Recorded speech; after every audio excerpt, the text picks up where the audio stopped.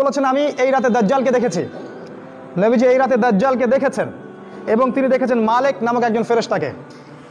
তিনি বলেছেন এই মালিক মূলত কে? জিবরিল আমিন বলেছেন এই মালিক হচ্ছে জাহান্নামের রক্ষাকারী ফেরেশতা, জাহান্নামের চিফ অফ কমান্ড। তিনি মালিকের কাছে অনুমতি নিয়েছিলেন জাহান্নামের একটু উকি দিয়ে দেখার জন্য। নবীজি বলেছেন আমি উকি দিয়ে দেখেছি জাহান্নামে, সেখানে সবচেয়ে বেশি অধিবাসী হচ্ছে নারী জাতি। জাহান্নামের সবচেয়ে বেশি অধিবাসী হচ্ছে নারী জাতি। তার মানে এই উম্মতে মুহাম্মাদির একটা বড় অংশের মেয়ে জাহান্নামে যাবে, অন্য উম্মতের নয়। এই উম্মতে মুহাম্মাদির একটা বড় অংশের মেয়েরা জাহান্নামে যাবে। অর্থাৎ এই উম্মার মেয়েদের সাথে শেষ জামানায় এমন কিছু হবে যার ফলে মেয়েরা ঈমান ইসলাম পর্দা ধরে রাখতে পারবে না। সেটা কি হচ্ছে সেটা আপনারা বুঝে নেন। আমাদের ব্যাখ্যা সেটা হচ্ছে এখনকার ফেমিনিস্ট রেভলিউশন, যেটা মেয়েদেরকে আর ঘরে রাখতে দেয়নি, মেয়েদেরকে নগ্ন করে রাস্তায় নিয়ে এসেছে। এই সেই রেভলিউশন যেটার কারণে শেষ জামানার বেশিরভাগ মেয়ে জাহান্নামে যাবে ইল্লা মাশাআল্লাহ।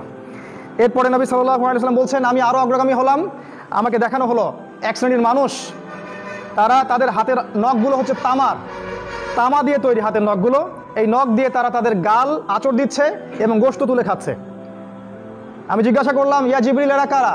জিবরাইল আলাইহিস সালাম বললেন এরা হচ্ছে আপনার উম্মার সেই সব ব্যক্তি যারা গীবত, পরনিন্দা এবং চগলখড়ি করত। আশা করা যায় আমরা এগুলো থেকে শিক্ষা গ্রহণ করবো ইনশাআল্লাহ।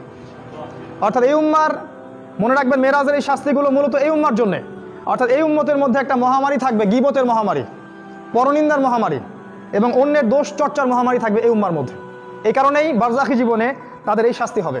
তিনি আরও সামনে গেলেন, তাকে দেখানো হলো এক শ্রেণীর মানুষ যাদের সামনে দুইটা প্লেট দেওয়া আছে, দুইটা থালা।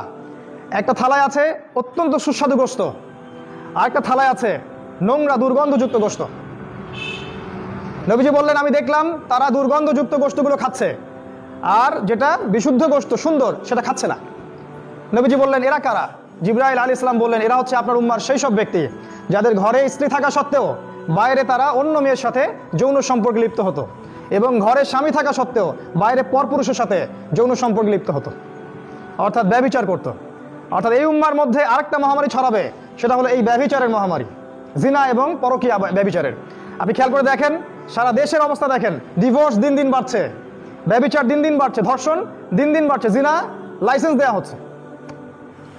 সুবহানাল্লাহ। নবী সাল্লাল্লাহু আলাইহি ওয়াসাল্লাম বলেন আমি আরও সামনে গেলাম, আমাকে দেখানো হলো এক শ্রেণীর মানুষ রক্তের নদীতে সাঁতার কাটছে এবং তাদের মাথা পাথর দিয়ে আঘাত করে ফাটিয়ে ফেলা হচ্ছে। আযাব। নবীজি বলেন এরা কারা? জিবরাইল আলাইহিস সালাম বলে এরা হচ্ছে আপনার উম্মার সেই সব ব্যক্তি যারা দুনিয়াতে সুদ খেত, যারা সুদের সাথে সম্পৃক্ত ছিল।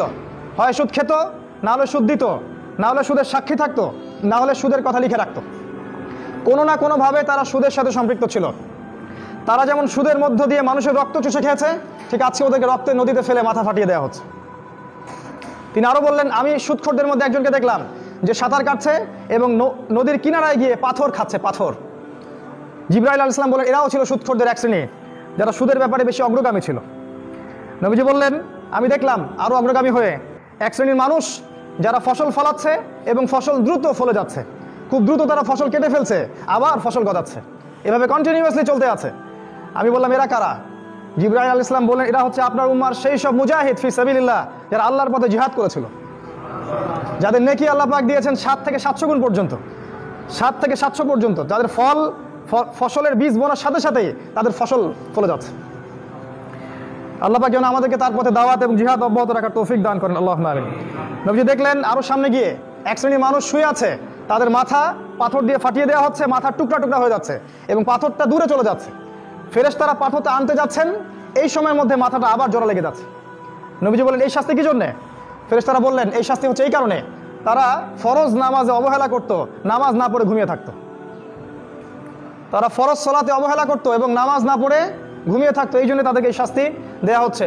মনে করিয়ে দিই আমাদের নবী মুহাম্মদ সাল্লাল্লাহু আলাইহি ওয়াসাল্লামের জীবনের শেষ ওসিয়ত হচ্ছে আসসালাত ওয়া মা মালাকাত আইমানুকুম, সালাতের ব্যাপারে সতর্ক থাকবে এবং তোমাদের অধীনস্থদের ব্যাপারে সতর্ক থাকবে।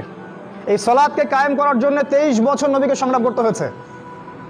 আর আজকের মুসলিমরা 90% মুসলিমের দেশে 90% মুসলিমই সালাত পড়ে না। আর যারা সালাত পড়ে তারা জানে না আমি কি পড়ছি, তারা আসলেই জানে না কি পড়ছে। তারা মনে করে আমরা একটা ফিজিক্যাল ব্যায়াম করছি। হাজারে আমার মনে হয় 10টা মানুষ পাওয়া যাবে না যারা সলাতের A to Z অর্থ বলতে পারবে, সে আল্লাহর সাথে কি বলছে এটা অর্থ বলতে পারবে। সতর্ক হয়ে যায়, আল্লাহ পাক তৌফিক দান করুন। নবী সাল্লাল্লাহু আলাইহি ওয়াসাল্লাম আরও বললেন, আরও সামনে গেলাম, দেখানো হলো যে এক শ্রেণীর নগ্ন মানুষ, আমরা যেটাকে বলি আন্ডারওয়্যার পরে আছে, এবং তাদেরকে জারি এবং জাক্কুম নামক দুইটা খাবার দেওয়া হয়েছে। জারি হচ্ছে জাহান্নামের পাথর, আর জাক্কুম হচ্ছে জাহান্নামের কাঁটাযুক্ত ফল। তারা সেগুলো খাচ্ছে।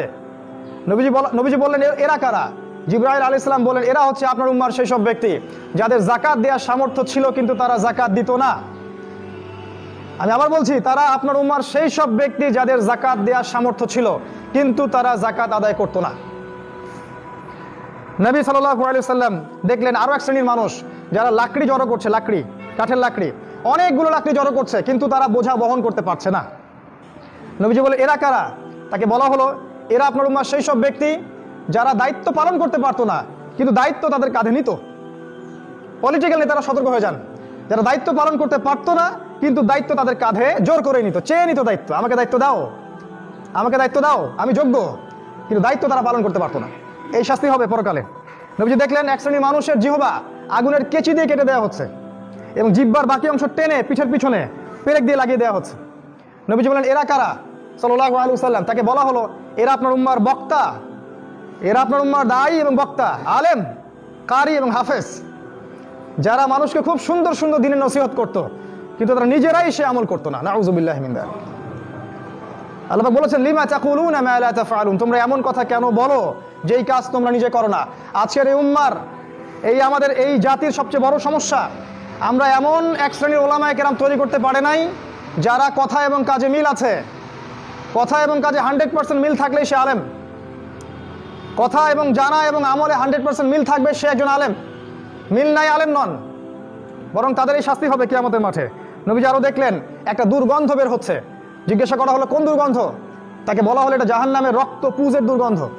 তারপর একটু পর তাকে তিনি সুগন্ধ পেলেন। জিজ্ঞাসা করলেন, এটা কিসের সুগন্ধ? নবীজিকে বলা হলো, এটা হচ্ছে ফেরাউনের স্ত্রী আসিয়ার জান্নাতের ঘরের সুগন্ধ। ফেরাউনের স্ত্রী আসিয়া জান্নাতে চলে যেতে পারেন। আজকে আমরা যারা মুসলিম পরিবারে জন্মগ্রহণ করেছি তারা জান্নাতের স্বপ্ন দেখতে পারি না। জীবনের উদ্দেশ্য থাকতে হবে সেই জান্নাত। ফেরাউনের স্ত্রীর জীবনের উদ্দেশ্য ছিল সেই জান্নাত। হাজারটা নির্যাতন সহ্য করার পরেও সে ফেরাউনের ওই জুলুম, ওই কুফর, শিরকের সামনে আত্মসমর্পণ করে নাই। আজও যদি আমরা সেইভাবে চলতে পারি, ইনশাআল্লাহ আল্লাহ পাক আমাদেরকেও সেই ফেরাউনের স্ত্রীর মতো জান্নাত দান করুন ইনশাআল্লাহ তাআলা।